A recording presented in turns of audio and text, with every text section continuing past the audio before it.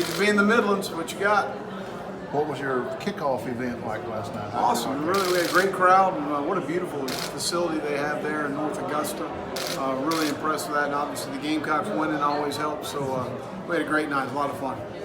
Good job of combining the Augusta and Aiken clubs. You know, that was awesome. You guys looked at what kind of NFL talent needs to be on a roster to compete in the SEC. You mentioned yesterday a little bit about numbers and the 15 from that stretch in the 2000s to what you inherited. Well, I think that, again, I think we're getting much closer to that situation. And I think that, we'll see how tomorrow night goes, but I think probably the next year's class will be indicative of what we've done from a recruiting standpoint and a development standpoint of where we are and how we continue to close that gap. How important is it to recruits? How much do recruits ask you about that development and preparation I do process? think that that part of it is important. And I think that our staff has a very impressive track record as far as guys being developed and getting drafted, guys that have been recruited and identified, in that process. And so, that's something we're very proud of. We're looking forward to establishing that here at the University of South Carolina. And so those are things to me that I think are critical to recruits. And I think the track record our staff has is pretty outstanding. How much will you follow the draft? Will you keep up with your guys? Will you be in touch with them? Absolutely, yeah, absolutely. I think their next step is really important to these guys, and appreciate all their contributions here at South Carolina, and wish them the best, and to certainly always be a part of our program. Are you getting any feedback from the scouts about maybe there's a player that will be drafted that might be going a little bit higher than maybe is projected? Because Debo's probably going to be the first. But well, I think that the guy that you keep hearing about is Debo. He keeps climbing up the ladder, so to speak, because of the interviews and how well he does in his personality and his football intelligence when he's able to talk and visit with the people that make the decisions in the draft. That's something that has been good to see. What kind of goes on a big recruiting weekend like you guys have coming up, and how important are those to kind of building your next class? Well, it's all about relationships. It's another opportunity, and this weekend for us is a little different. We do a lot more on campus than we do around our football facility to be able to see our beautiful campus, and that sometimes when they come on a game day atmosphere, they don't necessarily get to see that. And we've got a great campus, and it's a really a good weekend for us just to continue to build the relationships in the recruiting process. You have a lot of depth at wide receiver. Based on what you saw from Jay in the spring game, is it reasonable to think he could compete for a spot? Sure. I mean, he's a good athlete. He runs extremely well. He's got good size and girth. He's a willing blocker, and got to continue to work on catching the football in traffic and those sort of things. And again, there's in any new position, there's a lot of nuances that you need to learn and be accustomed to and doing. So, and I know one thing: he's going to work at it.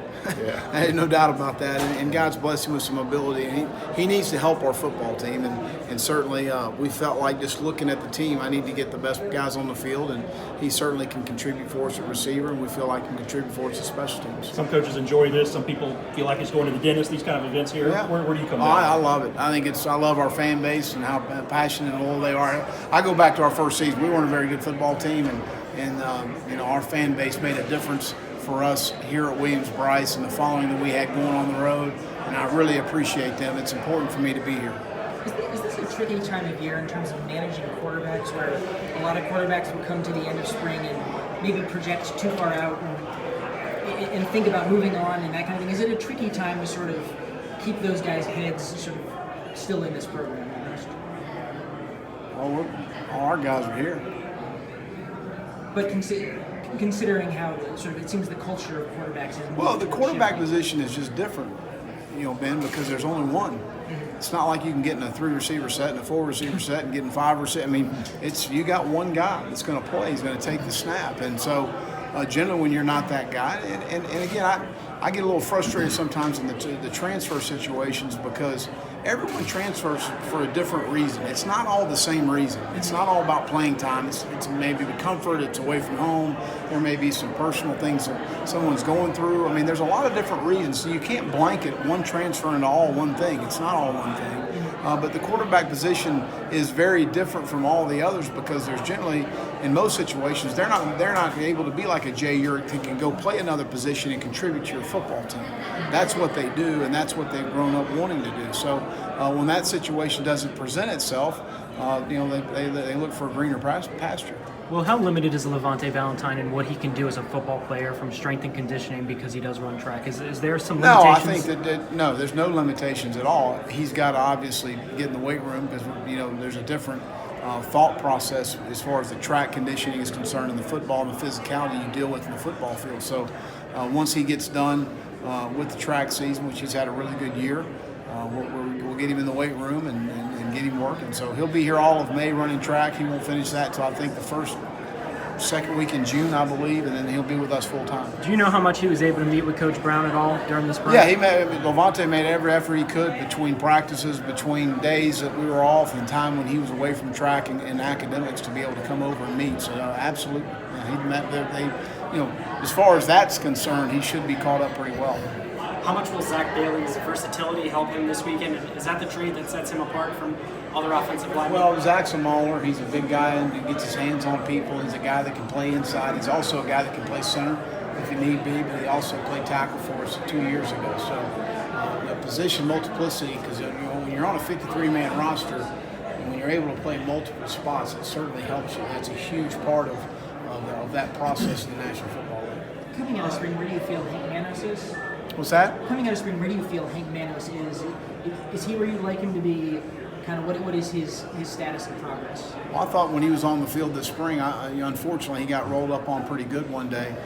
But I thought he played well at the center position. He started the bowl game for us and didn't blink. I mean, he played well in the bowl game for us. And, so again, I think he's a guy that continues to progress and work. He's got the right kind of mentality and work ethic and the right kind of edge that we want on our offensive line. So I'm very pleased with his progress. What was Ernest able to show you this spring?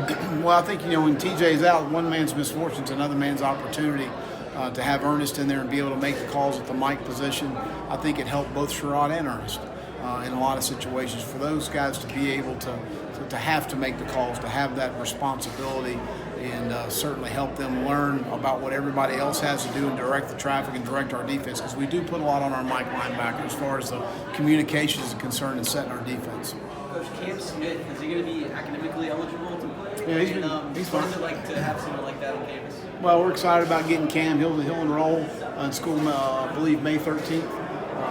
Yeah, he's ready to go, and we're excited to have him on campus. Wish we had him this spring, and again, there was nothing that had anything to do with Cam or University of South Carolina.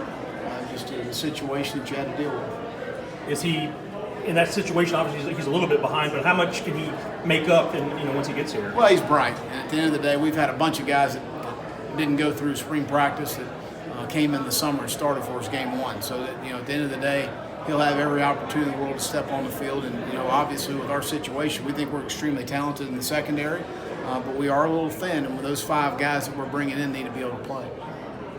Any of those Florida guys still your recruits in this draft class?